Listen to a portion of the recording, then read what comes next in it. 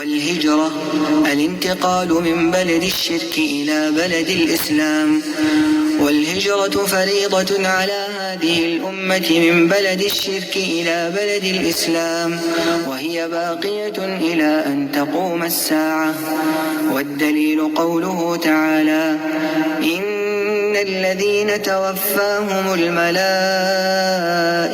ظالمي أنفسهم قالوا فيم كنتم قالوا كنا مستضعفين في الأرض قالوا ألم تكن أرض الله واسعة فتهاجروا فيها فأولئك مأواهم جهنم وساءت مصيرا.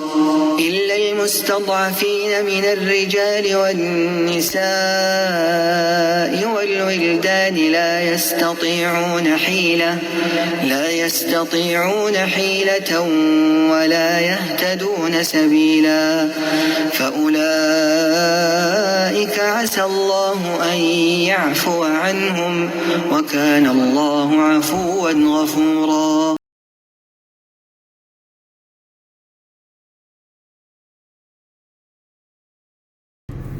Assalamu alaikum wa rahmatullahi wa barakatuh. Welcome to another video. This video will be pretty short. I just wanted to talk about fees, and when a person is here doing business, this is for entrepreneurs or those people who plan on being here independently. Just something that you have to, prep yourself for and mentally be prepared for. And this is the issue of fees, renewals. It's going to creep up on you. So budgeting. So I guess it's going to be about fees, renewals, and budgeting. And that basically budgeting is going to become a part of your life on Hijrah until you gain some sort of citizenship, in the particular country that you're in, especially if it's a Gulf country. Fees and renewals always have to be at the back of your mind or the front of your mind as a major priority, because it can creep up on you. And if you are not careful budgeting throughout the year, at least for the renewal phase, then you may find yourself coming up short and, maybe losing your license or losing your visa because you weren't able to cover everyone. It doesn't mean you have to go home. There's always, a tourist visa that you can fall back on until you're able to get back on your feet. However, there are repercussions in not having a valid residency visa, because you cannot renew your tenancy without a valid iqama. You cannot renew your electricity and water. You cannot renew. Everything is connected to your residency. So if you lose your residency, then you'll have to give up your apartment and go into temporary housing, because your landlord can't renew your tenancy. That's all connected to the government.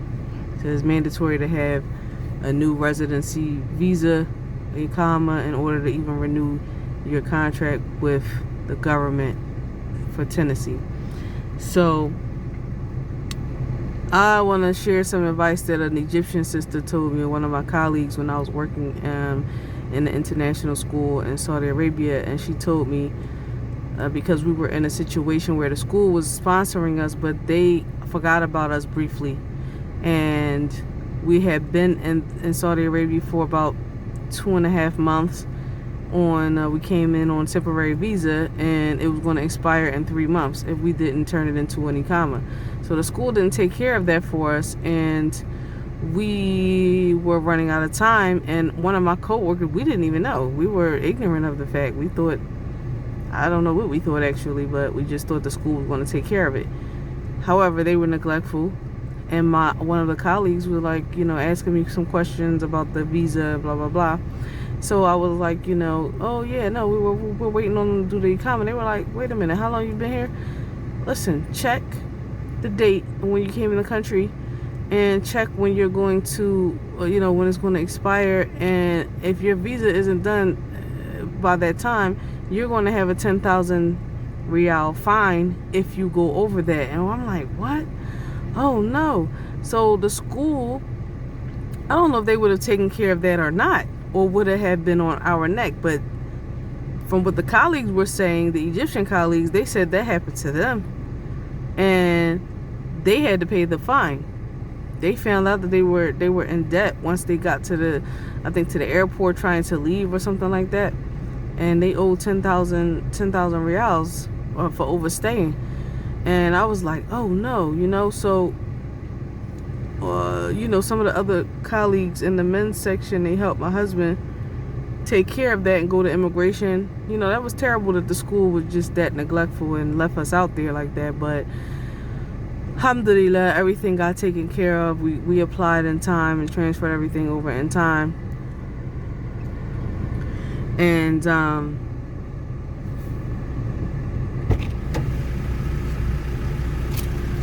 what happened was, the Egyptian sister told me, listen, always remember this. Take care of your own paperwork. Make sure, well, of course, that was released to Saudi. Make sure that you remember that you are a foreigner. Make sure you remember you're a foreigner in whatever country you go to, and stay up on your paperwork. You know what I mean? And that was golden advice. A lot of the times, of course, many of us are not liable, nor do we think about paperwork because we're coming over as expats. But I'm so grateful that happened to me, that the school was neglectful, because it made me mindful that suppose you don't have someone taking care of your paperwork, which most expats do. They're passing off their documents and things like that to someone that the company appoints to take care of your visa renewals. So the expat never even touches immigration. They never have to worry about any of those things. So in essence, again, you're handicapped. So my advice is, when you're coming over here as an entrepreneur, or you're coming here independently, even if you're using your resources back home and your business money back home to fund yourself here until you figure out, how you're going to sustain your stuff in the UAE and make money in the UAE, always keep a budget and keep in mind and calculate how much your renewal fees are going to be every 2 years or every 3 years as relates to visas for you and your family, and your license renewals, and as relates to your rentals and everything, your rental renewals and things like that for your tenancy, for your apartment. Because oftentimes all of the fees will hit you at once, okay?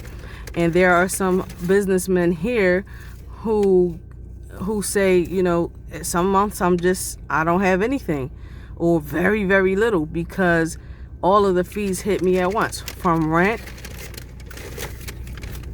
from my home, school fees for the children, rent for my establishment, my rental storefront or whatever that they have. Also the license fees or your sponsor fees, whatever you have to, all of that hits you at once. Even for ourselves, in July we had to renew rent for our apartment, the license, and what else? It was something else that hit us, but it was about 3 or 4 things we had to pay in July. And your money will go down. Of course, you're going to get it again, but sometimes when it's renewal time, just expect to not have anything. It's not the end of the world. It doesn't mean you can't survive and that you can't bounce back. It doesn't mean you have to pack up and go home. No, it's just that all of your business is taken care of, and you just, your money isn't as much for that particular month. You know what I mean? It may take you a month and a half or something like that just to get back to normal. So just keep that in mind, and just wanted to give you a heads up and something to think about. and there's nothing wrong with it. You know, it doesn't mean you're lesser than anyone else, because it's like I said, it's businessmen over here and they said the same thing. And of course everyone's expenses are different. Some people have larger stores, some people larger establishments, some people have smaller establishments. Their rents are more than others, their school fees are more than others, they have more children. It's just, that's just what it is. You're coming here to live, so expect sometimes to not have as much money as you'll have at other times. That's just what it is. It's just the same thing as if you're back in America. We all have times where our money is up and when the money is down. That's how it is. That's life. And so UAE is no exception. Alright, so that's my message for today. Please like, share, and subscribe. Any comments, leave it in the comment section. Any questions in the comment section. And I'll see you in the next video. Ma salama.